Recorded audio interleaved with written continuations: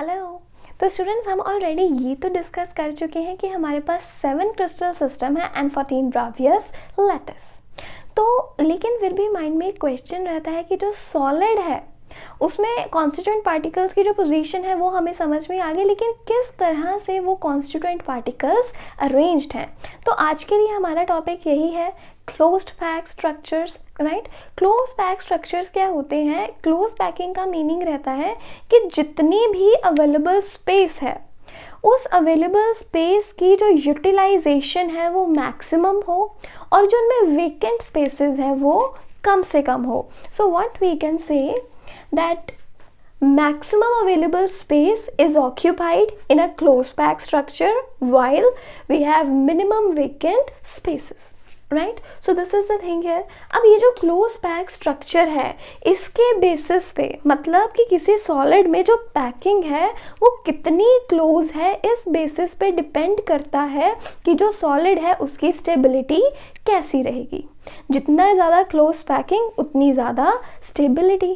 Right तो अभी यहाँ पे आपको याद रखना है दैट जो क्लोज पैक स्ट्रक्चर्स हैं वो 1 डायमेंशनल भी होते हैं, 2 डायमेंशनल भी होते हैं एंड 3 डायमेंशनल भी होते हैं। तो सबसे पहले हम डिस्कस करेंगे क्लोज पैकिंग इन 1 डायमेंशन कि 1 डायमेंशन में क्लोज पैकिंग का मीनिंग क्या है। अगर कॉन्स्टिट्यूएंट पार्टिकल्स को हम कहें कि हम एटम्स की बात कर रहे हैं, right, I am taking atom. अब एटम्स क्या होते हैं? स्फेरिकल। अगर ये एटम्स जो हैं एक दूसरे को टच करते हुए इस तरह से अरेंज हैं that they form a line, ये क्या बना रहे हैं? एक लाइन बना रहे हैं। ऐसी क्लोज पैकिंग को हम क्या कहेंगे? Packing in 1 dimension. अब देखिए यहाँ पे हमने मार्बल्स लिए हुए हैं, राइट। अगर आप ध्यान से देखिए ये मार्बल्स भी क्या है? स्फेरिकल है, एक दूसरे को टच कर रहे हैं और एक लाइन फॉर्म कर रहे हैं। अगर इसी तरह से जो एटम्स हैं वो अरेंज्ड हैं, इस तरह की अरेंजमेंट को हम क्या कहते हैं? Close packing in 1 dimension. Right, so we have particles in a row, एक रो में हमारे पास अरेंज्ड है। अब अगर हम एक पार्टिकल को देखें, if we look at 1 particle, एक पार्टिकल के सराउंडिंग में कितने पार्टिकल्स हैं? 2 पार्टिकल्स। राइट, एक पार्टिकल के सराउंडिंग में कितने पार्टिकल्स हैं? 2 पार्टिकल्स। ये इसके नियरेस्ट नेबर्स हैं, इसलिए इन्हें हम क्या कहते हैं कि जो भी इनके नियरेस्ट नेबर्स हो जितने भी, वो क्या फॉर्म करते हैं? इसका कोऑर्डिनेशन नंबर। मीन्स यहाँ पे अब आपको एक टर्म याद रखनी है जो मैंने कही है, that is coordination number. Coordination number का मीनिंग क्या है कि देखिए जिस तरह से मैं यहाँ पे इस एटम को कंसिडर करूँ, अब इस एटम के नियरेस्ट नेबर्स कितने हैं? एक तो ये है और एक ये है। How many nearest neighbours it is having? 2। और जितने भी नियरेस्ट नेबर्स हो वो क्या बनते हैं? उसका coordination number. So coordination number refers to the nearest neighbours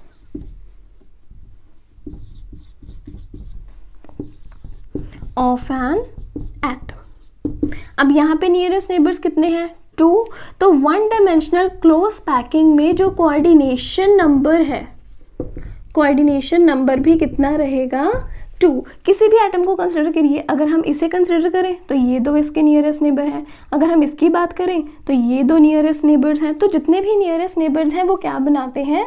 coordination number. So this is all about close packing in 1 dimension. तो अभी आप फर्स्ट डायमेंशन में किस तरह से क्लोज पैकिंग रहती है वो समझ चुके हैं।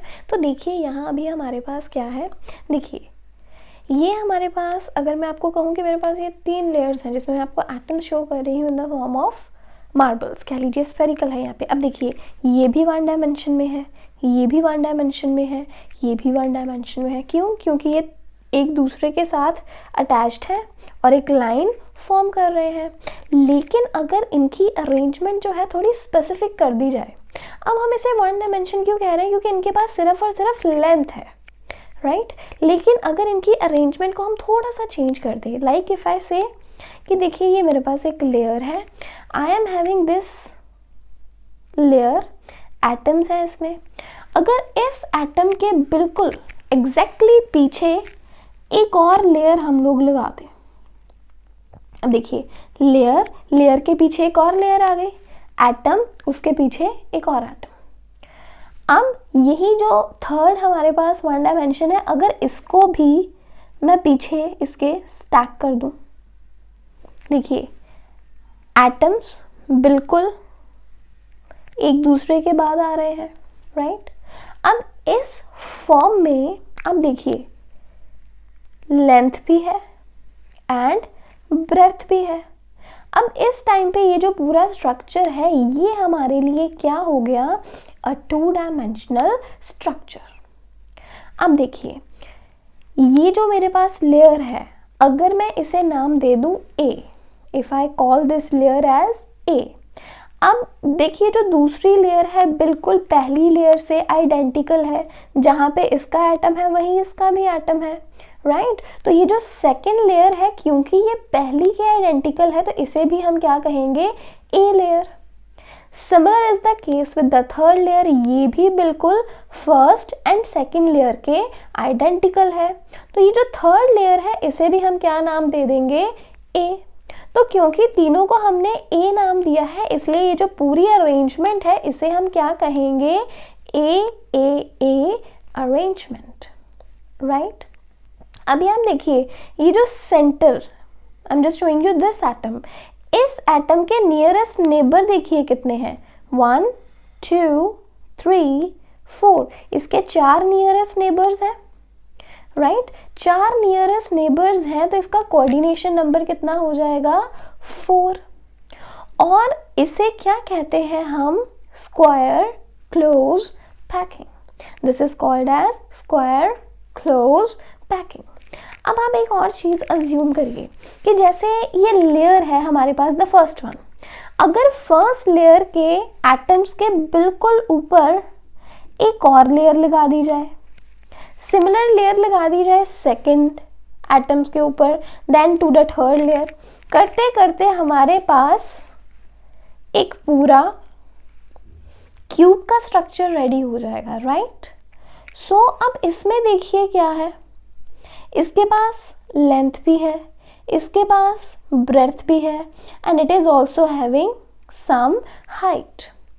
तो इस टाइम पे ये जो स्ट्रक्चर है हमारे पास, दिस स्ट्रक्चर, इसे हम क्या कहेंगे, 3 डायमेंशनल स्ट्रक्चर।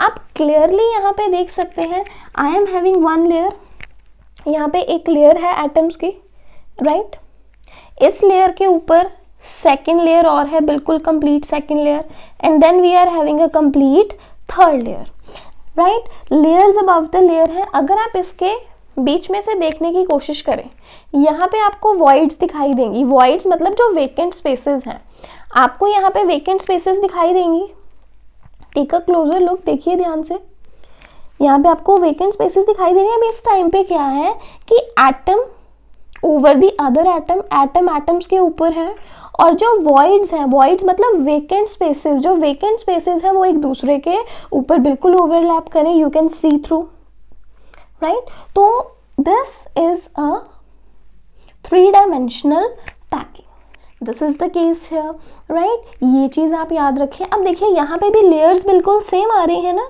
तो ये भी ए टाइप अरेंजमेंट है यहाँ पे 3 डायमेंशनल में भी, राइट तो ये ध्यान रखें कि 2 डायमेंशन में हम स्क्वायर क्लोज पैकिंग कहते हैं, वो 2 डायमेंशनल है, लेकिन स्क्वायर जो है, स्क्वायर जब 3 डायमेंशन में आता है तब वो क्यूब की फॉर्म लेता है, तो इसलिए इसे भी हम क्या कहेंगे, क्यूबिक क्लोज पैकिंग। और ये किस तरह के यूनिट सेल में रिजल्ट होगा, it will result in simple cubic unit cell, simple cubic unit cell में ये रिजल्ट करेगा। अब देखिए आप तीनों तरह की जो अरेंजमेंट्स हैं उन्हें एक बार कंक्लूड कर लीजिए। ये देखिए ये हमारे पास 1 डायमेंशन में अरेंजमेंट है, जब वन डायमेंशन एटम्स के पीछे पीछे हमने और एटम्स की लेयर को स्टैक करना शुरू किया, वो कन्वर्ट हो गया टू डायमेंशन में। सिमिलरली अब टू डायमेंशन की पूरी हमारे पास कंप्लीट लेयर है, उसके ऊपर एक और लेयर आ गई, उसके ऊपर एक और लेयर आ गई, तो ये हमारे पास पूरा का पूरा रेडी हो गया हमारे लिए थ्री डायमेंशनल स्ट्रक्चर। ये देखिए ये पूरा का पूरा क्या बन गया, थ्री डायमेंशनल स्ट्रक्चर। मतलब वन डायमेंशन से गए टू डायमेंशन में and then to the three dimension. So three dimension तक पहुंचने के लिए हमने कितने स्टेप्स फॉलो कर लिए, 3 स्टेप्स। तो ये है हमारा एक case. So we have already discussed that how can we just arrange the atoms, right?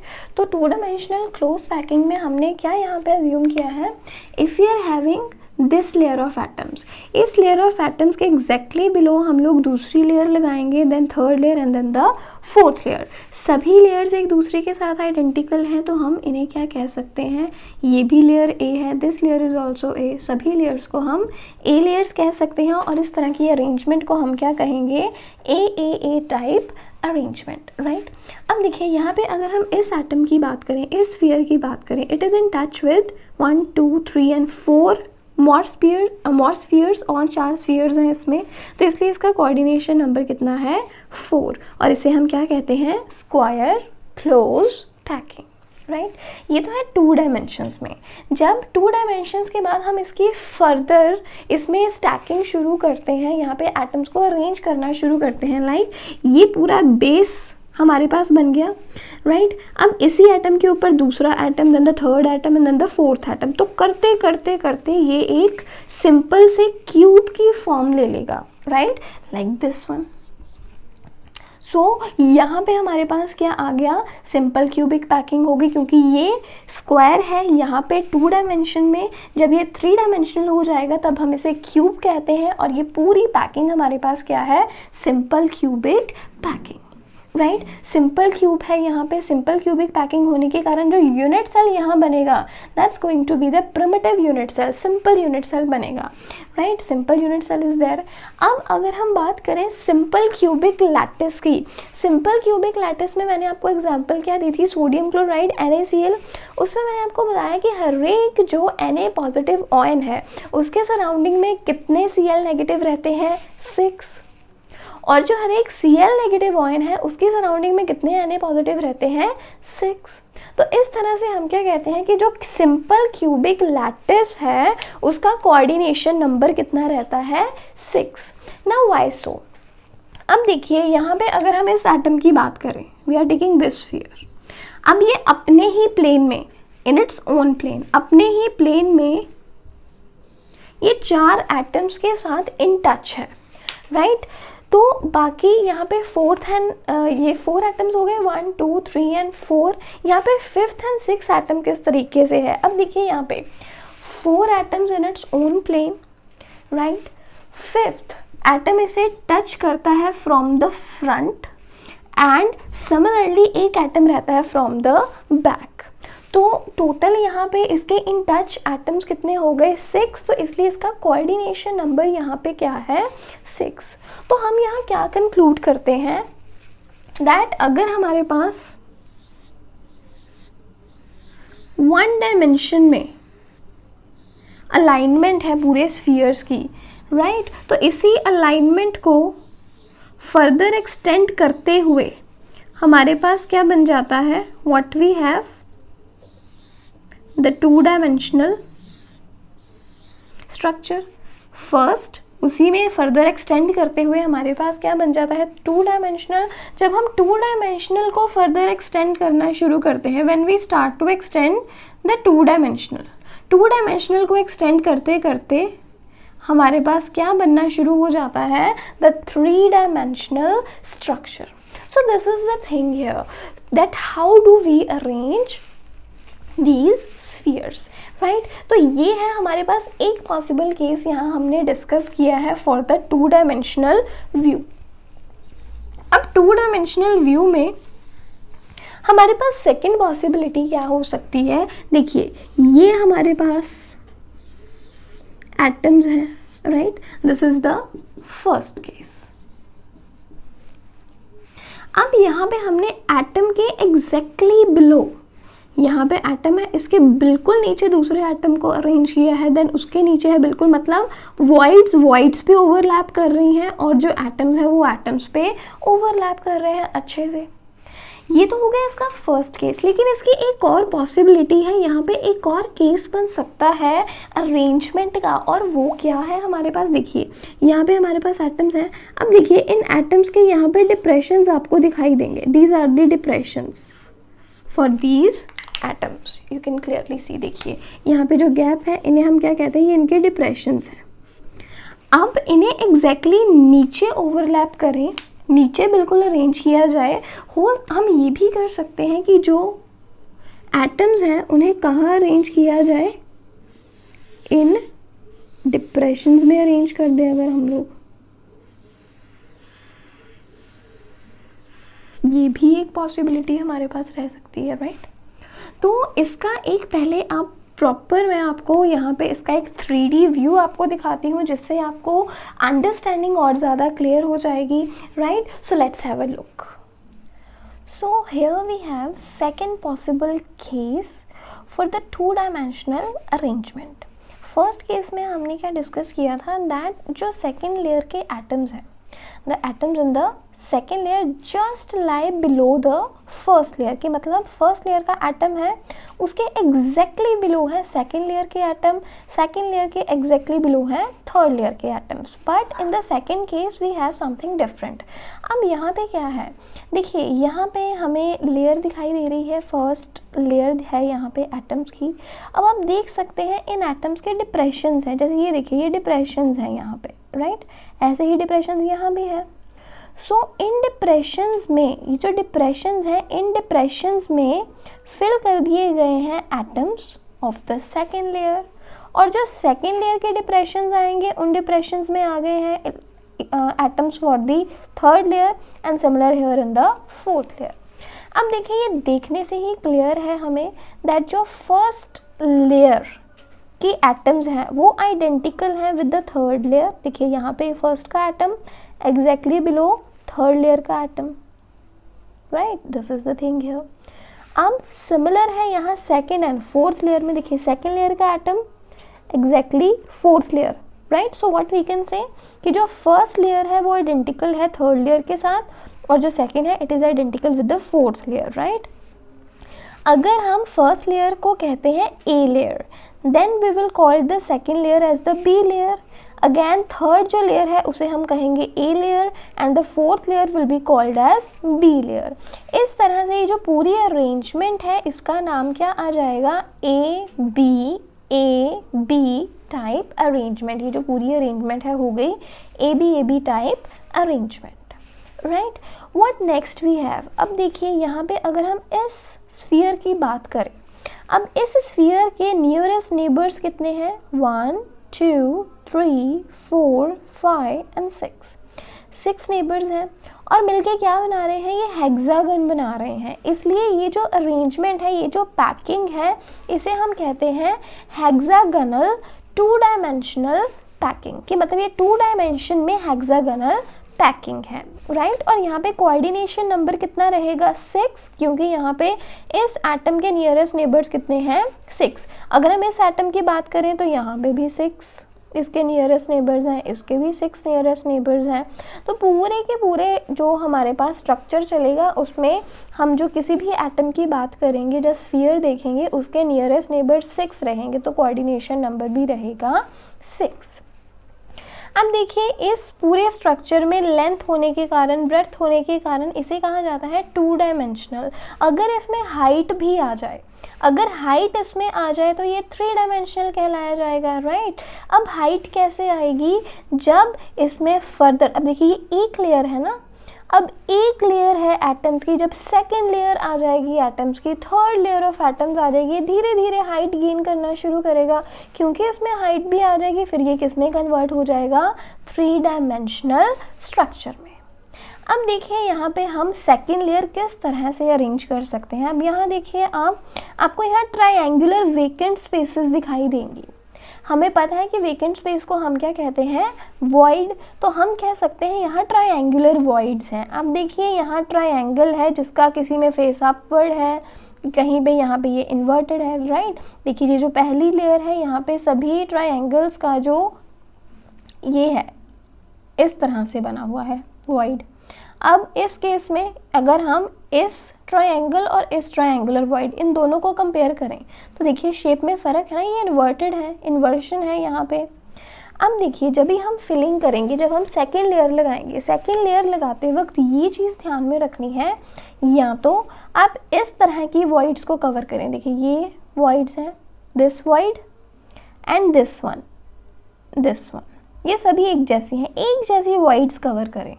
अगर आप ये ट्रायंगल ले रहे हैं तो इसी ट्रायंगल को कवर करें। अगर आप इसका इन्वर्टेड ले रहे हैं तो सिर्फ और सिर्फ जो फिलिंग है वो किस में होनी चाहिए, इन्वर्टेड में होनी चाहिए। तो दो पॉसिबिलिटीज़ है, दो तरीके से कर सकते हैं।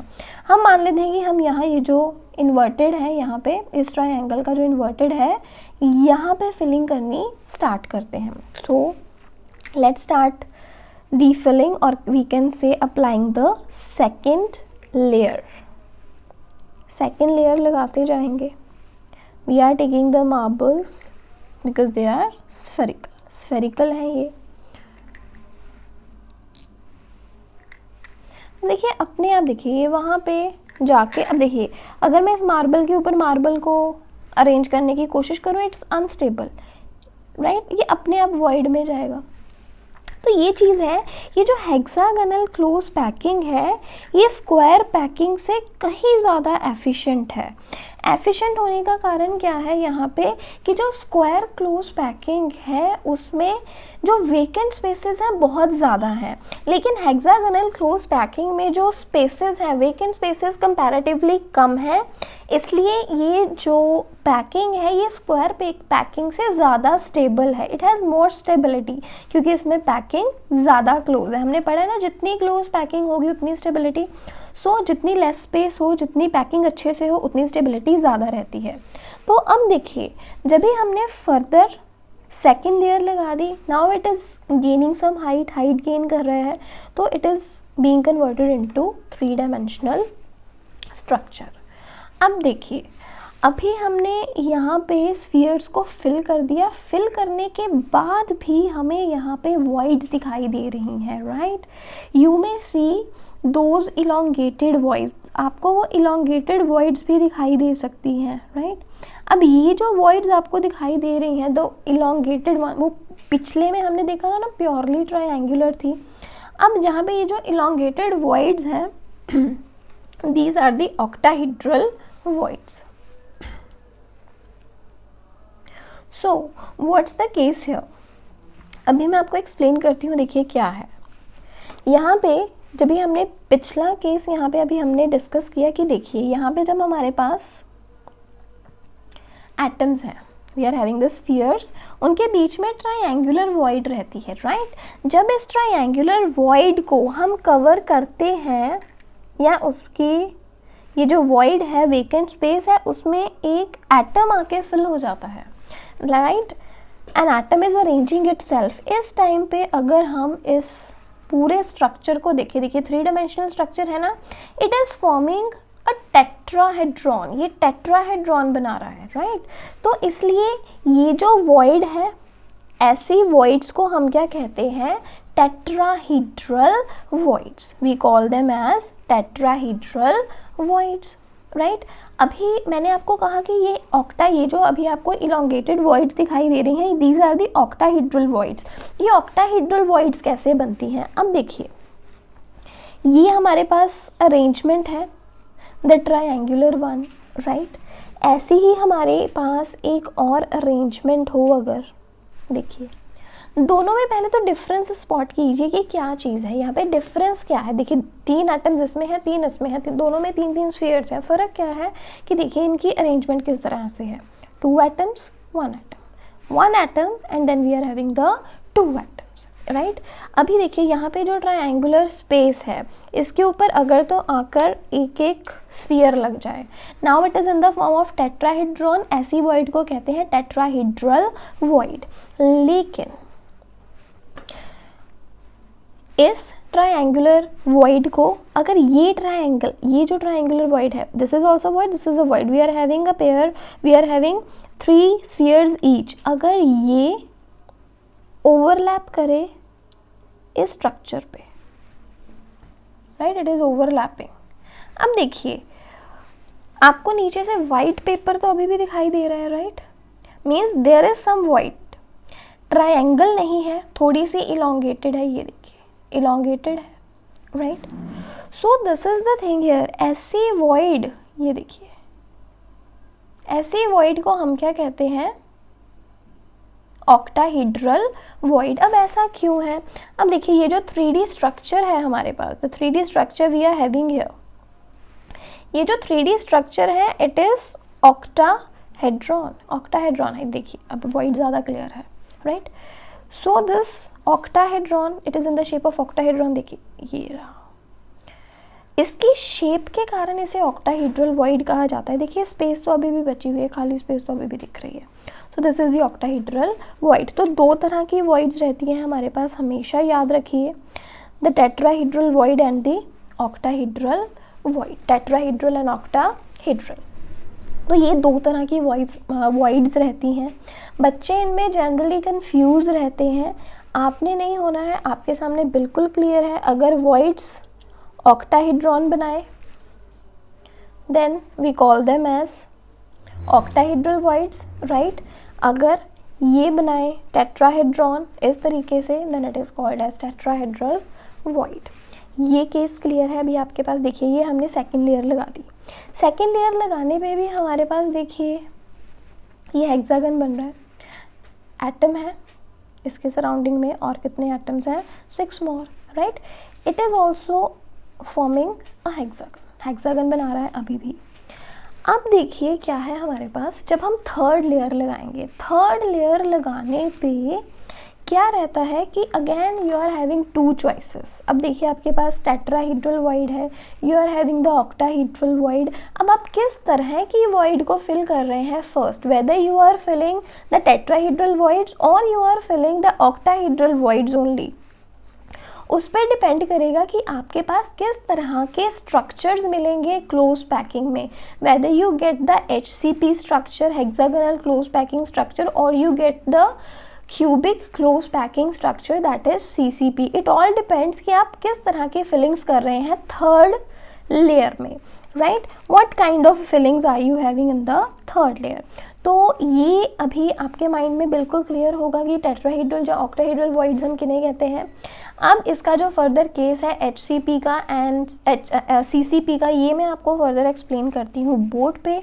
सो आई होप कि आपको यहाँ तक तो इतना बिल्कुल क्लियर होगा कि टेट्राहेड्रल एंड ऑक्टाहेड्रल वॉइड्स हम कहते किसे हैं। तो अभी आपको ये क्लियर रहेगा कि जो क्लोज पैकिंग का सेकंड केस है हमारे पास वो ये है कि फर्स्ट लेयर के जो डिप्रेशंस हैं वहाँ पे हम सेकंड लेयर स्टैक कर सकते हैं। अगर हम फर्स्ट लेयर को A कह रहे हैं तो B, दूसरी लेयर जो है उसे हम B कहेंगे। इस तरह से ये जो अरेंजमेंट बनती है इसे कहते हैं हम AB अरेंजमेंट, राइट। अब यहाँ पे अगर हम कंसिडर करते हैं ये वाला एटम, तो देखिए ये इन टच है विद 1 2 3 4 5 एंड 6 एटम्स के साथ, राइट। और ये किस तरह से टच है, क्या शेप बना रहे हैं यहाँ पे ये हेक्सागन की, तो इसलिए इसे हम कहते हैं hexagonal packing in 2 dimension, right. ये 2 डायमेंशन की हेक्सागोनल पैकिंग है। अब देखिए ये 2 डायमेंशन है, सिर्फ एक ही प्लेन में सब कुछ रह रहा है यहाँ पे। तो इस वक्त यहाँ पे जो कोऑर्डिनेशन नंबर है, कोऑर्डिनेशन नंबर भी यहाँ पे कितना रहेगा, 6। कोऑर्डिनेशन नंबर कितना है, 6, 1 2 3 4 5 and 6, right. This is the thing. अब ये तो है कि हमारे पास ये सिर्फ और सिर्फ एक प्लेन में है, एक लेयर है। इस बेस लेयर को मानते हुए कि ये हमारी बेस लेयर है, जब हम इसके ऊपर फर्दर और स्फीयर्स को अरेंज करना शुरू करते हैं तो कुछ इस तरीके का स्ट्रक्चर जो है हमारे सामने आता है कि यहाँ पे जो वॉइड्स हैं, like you can see I have marked them as blue and green, right.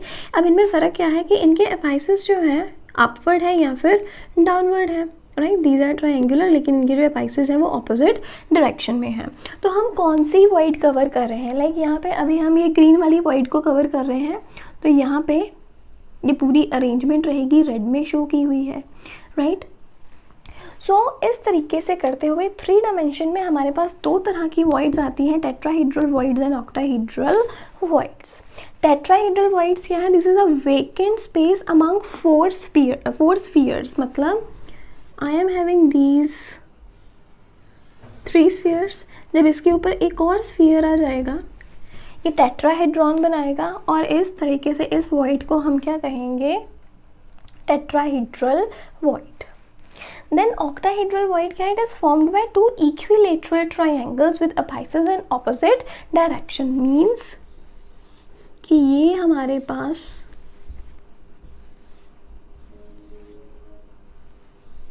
एक हो गया equilateral triangle, right? Then we have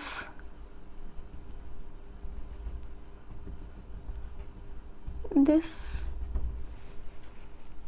right, in the opposite direction these are having. So इस केस में और थोड़ा क्लियरली मार्क करते हैं इन्हें,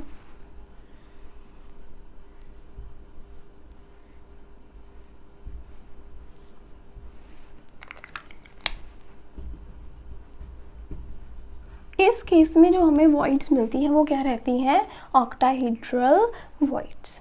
अब देखिए यहाँ पे 1 2 3, अब इसे देखिए, इसके ऊपर ये आ गई, राइट। अब जब हमें पता है, जब हमने एक लेयर के ऊपर दूसरी लेयर स्टैक की थी, तभी भी हमें वहाँ से कुछ वॉइड्स दिख रही थी जिनसे हमारा पेपर विजिबल था, तो वो क्या थी, ऑक्टाहीड्रल वॉइड्स। सेम केस है यहाँ पे, राइट। आपने क्या याद रखना है कि अगर हमारे पास n number of octahedral voids हैं, if we are having n number of octahedral voids, then हमारे पास tetrahedral voids कितनी रहेंगी, 2n, मतलब डबल रहेगा। octahedral voids n है, tetrahedral voids 2n है, तो टोटल voids कितनी हो जाएंगी, n plus 2n, that is 3n। ये बहुत इंपॉर्टेंट चीज़ है, इसे याद रखिए, आपके एंट्रेंस एग्जामिनेशंस के लिए भी इंपॉर्टेंट रहता है। ऑक्टाहीड्रल n है, टेट्राहीड्रल 2n है, तो टोटल कितना हो गया, 2n plus n 3n। This is the thing.